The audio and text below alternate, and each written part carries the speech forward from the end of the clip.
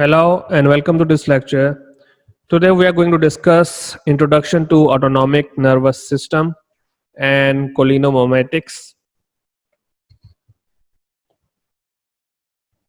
We will discuss today about what is nervous system, what is sympathetic and parasympathetic nervous system, how can we differentiate between sympathetic and parasympathetic division, and what is adrenergic and cholinergic receptors. So let's discuss some previous knowledge.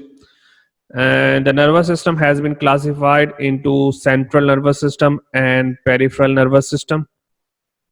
And if we see the peripheral nervous system, it would be subdivided into afferent division and afferent division.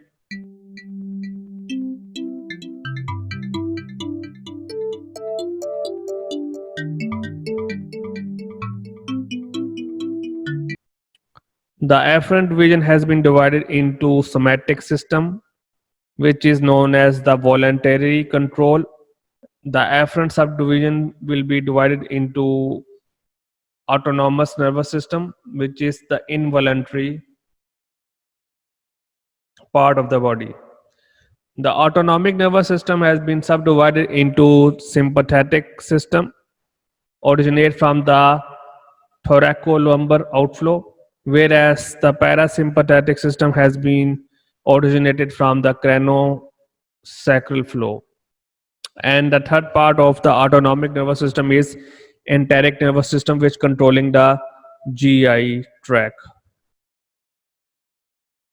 And if we see the sympathetic system, we mentioned here it comes from the thoracic and lumbar region, from T1 to L2 to the L3 of the spinal cord. If we take a look of this one,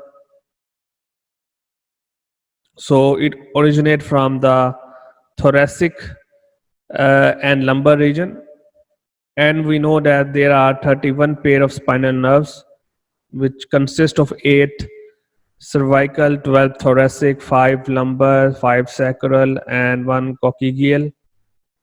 So I'm not going to discuss the anatomy. It is just why we are studying, because these are the basics and we need to understand the reason behind.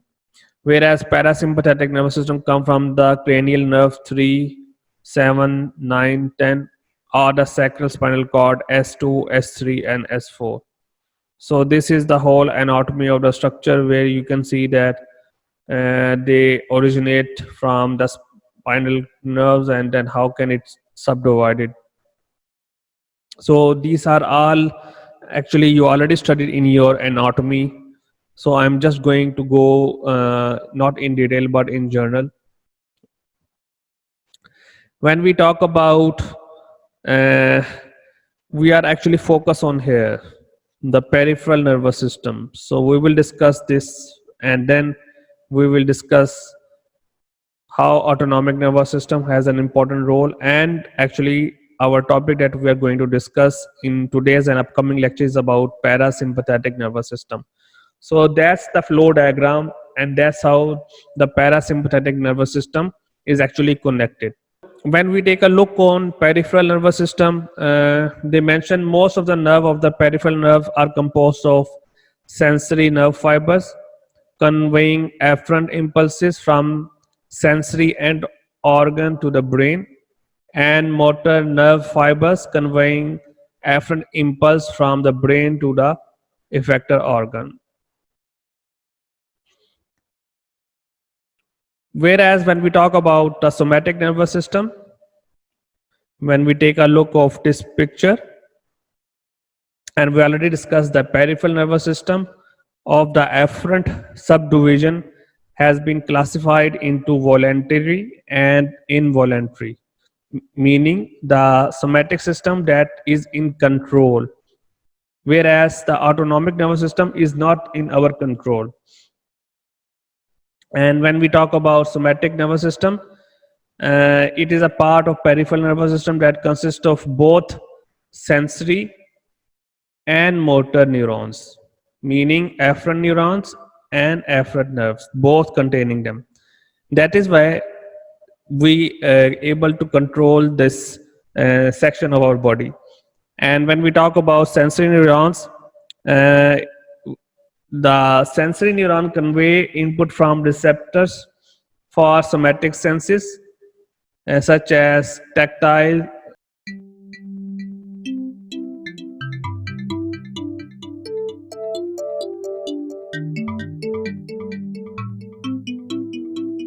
thermal, pain, proprioceptive sensations.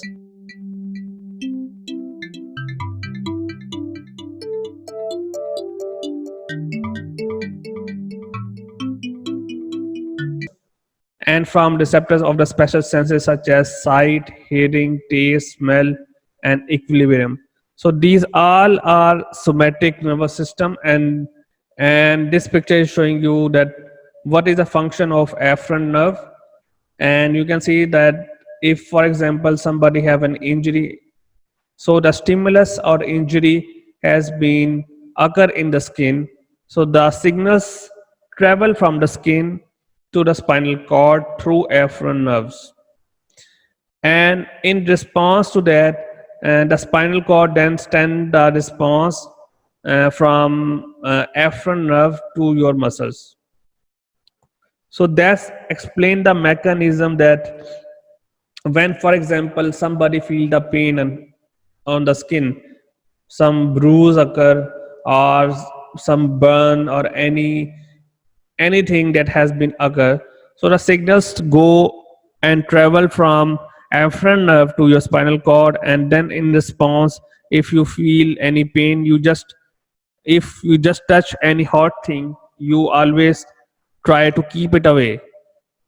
So the pain that you feel is actually through the afferent nerve, and the response that you keep away from that hot thing is travel, the message travel through afferent nerve. So that's how the mechanism occur.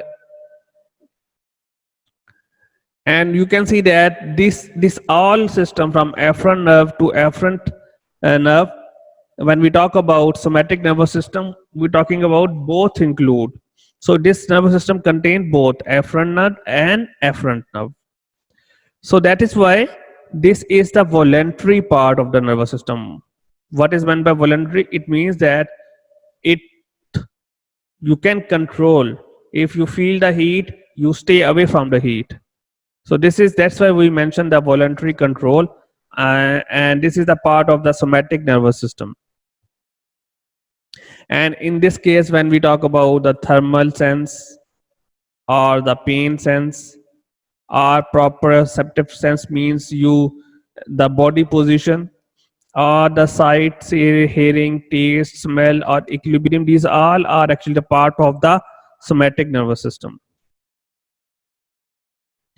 When we talk about autonomic nervous system, this is the involuntary section of the nervous system which you have not been controlled, and they have been mentioned here that it is involved in a complex of reflex activities depend upon sensory input to brain or spinal cord, and on motor output. And it is subclassified into sympathetic and parasympathetic nerves, which are opposite effect, and that is used to balance the body or optimize the organ function. So when we talk about autonomic nervous system, it is actually used responsible for mediating the internal homeostasis without conscious intervention or voluntary control. So it means that the autonomic nervous system are not controllable by ourselves. So it is automatically internally mediating or internally harmonizing the whole system. And the autonomic nervous system is important to maintain the blood pressure, regulate the rate of breathing, influence digestion, urination, modulates sexual arousal, and we classified them into sympathetic nervous system and parasympathetic nervous system. When we classify and we explain the sympathetic nervous system, you need to understand the first thing: the sympathetic nervous system handling the exciting and stressful condition. So it means that if you are so happy, so or you are excited, so that excitement or happiness is actually your emotions actually is controlled by sympathetic nervous system. And or for example, if you feel any fear or you are in a trouble or danger, the sympathetic nervous system act. And actually the term they use, that your body prepare for fight or flight, mean either you are fighting with someone or you just try to avoid that fear or that danger that may be occurring. So the sympathetic nervous system work like that way. And the neurotransmitter that work in sympathetic nervous system are norepinephrine. When we talk about parasympathetic nervous system, and actually this has the response to slow down the body. The parasympathetic nervous system has a tendency. The parasympathetic nervous system has the tendency to slow down the body process, accept digestion and absorption of food, and the function of genitourinary system. And they act as a peacemaker opposite to the sympathetic nervous system. Whereas in the sympathetic nervous system, we're talking about fight or flight mechanism, whereas in parasympathetic nervous system it is more calm, producing the calm effect of in the body and restoration of the process to occur quietly and peacefully.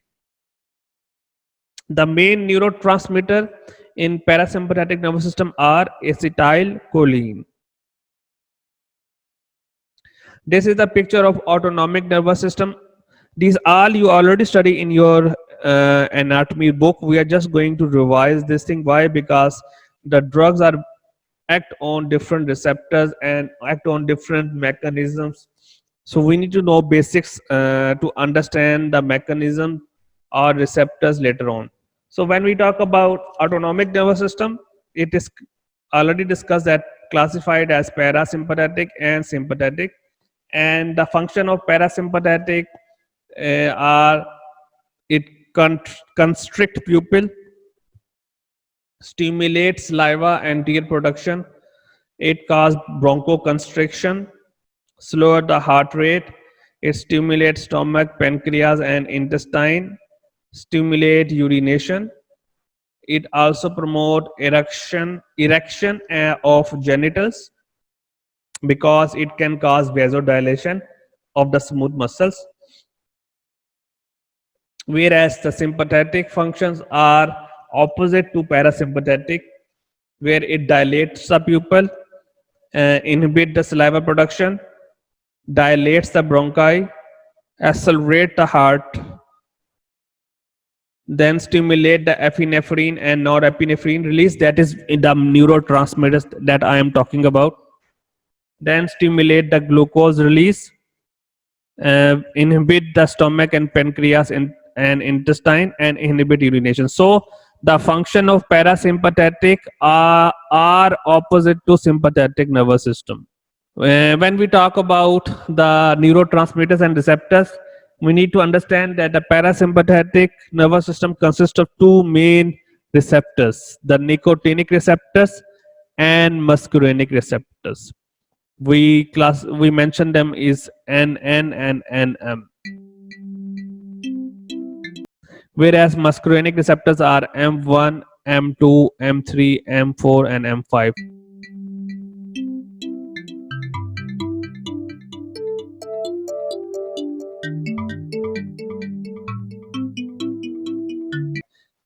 Each of their receptor subtype have their different positions in the body. We will discuss them in the next lecture. Whereas the sympathetic nervous system consists of alpha adrenergic receptors and beta adrenergic receptors, which it's subdivided into alpha 1 and alpha 2, beta 1, beta 2, beta 3. So These all receptors, they are present in different part of the body, and then the drug act on these receptors, and that's why the drug produce the pharmacological effect. That's why we are studying this all basic concept about the nervous system, and what are the receptors we have in our body, and how the natural endogenous ligands are natural neurotransmitters work. Then we're talking about the flow diagram, or the flow of the nervous system. When we talk about sympathetic nervous system, it consists of preganglionic neurons which connected through ganglions through nicotinic receptors, and then it connected to the postganglionic neurons through adrenergic receptors to the effector cells. So you can see the first part is the preganglionic neurons that is connected to the ganglion, and they are working through nicotinic receptor through acetylcholine. This is the first section. In the subsection, in the second section, in the postganglionic neuron, these actually they are connected with the adrenergic receptors and the release of the norepinephrine. NE stands for norepinephrine, which is a neurotransmitter for sympathetic nervous system, as discussed before. And then that release of the norepinephrine is responsible to produce the effect, and that norepinephrine is responsible for your fight and flight behavior. When we talk about parasympathetic nervous system, it consists of the nicotinic receptor where the neurotransmitter are acetylcholine, and then they act on muscarinic receptor again with acetylcholine to produce the effect, to produce the calm effect on the effector cells. So that's how the flow of the motor neurons in sympathetic nervous system and parasympathetic nervous system. You please take a look on your anatomy, and please revise your anatomy syllabus, because these all you already studied in your uh, previous subjects. I am just going to revise it, and then we will study actually the detail of the pharmacological activities of cholinomimetic in the next lecture. This is the comparison of the somatic and autonomic nervous system. If you see, this is the central nervous system, then we have the peripheral nervous system, then we have the effector organs like skeletal muscles, smooth muscles, glands. So the somatic nervous system is very straight. uh, it connected the central nervous system connected to the peripheral nervous system, where it release the neurotransmitters such as acetylcholine, and the effector organs such as skeletal muscle will produce. Like if somebody have feel the pain, then the acetylcholine will be released, and then the skeletal muscle will act. You contract your hand. Why? Because you feel the pain. When we talk about autonomic nervous system, we already discussed it is subdivided into sympathetic and parasympathetic. And when we talk about sympathetic, we're discussing that the release of the acetylcholine in the ganglion, then that ganglions are responsible to connect to release the norepinephrine, which is a neurotransmitter for your fear and flight action. And they act on either on the smooth muscles, on the blood vessels, or it act on the glands such as adrenal gland, or pancreas, or it can act on the cardiac muscles. And when we talk about sympathetic division, either it act on either through ganglion or it act on adrenal medulla. Why adrenal medulla? We know that the hormones, especially adrenal hormones, has been released from the adrenal medulla. So the acetylcholine can act on the adrenal medulla and then can stimulate the release of epinephrine and norepinephrine, which are known as the neurotransmitters. And then they are released on the blood, and then they produce the pharmacological effect, or they are responsible for releasing the hormones. When we talk about parasympathetic nervous system, it connected to the ganglion, where it secrete acetylcholine, and after the release of the acetylcholine, it can cause either the vasodilations on the smooth muscles, or it can slow your heart beat. So how can we say that how can we differentiate the sympathetic nervous system and parasympathetic nervous system when we talk about the heart? The sympathetic nervous system, we discussed that the release of the norepinephrine.